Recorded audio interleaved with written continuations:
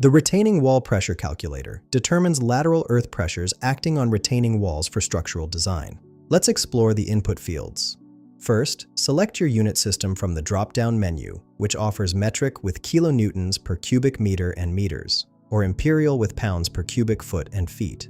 We'll use metric for this demonstration. Enter the soil density gamma in kilonewtons per cubic meter. Input the wall height h in meters. Specify the friction angle phi in degrees, representing the soil's internal friction.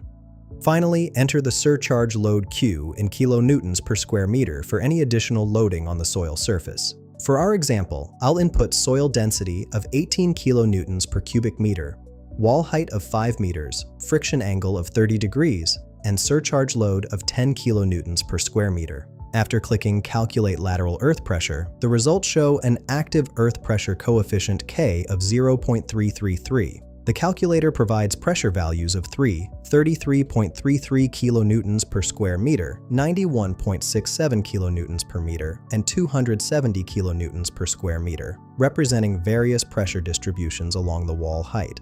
This tool streamlines retaining wall analysis for your engineering projects. Find the link in the description below.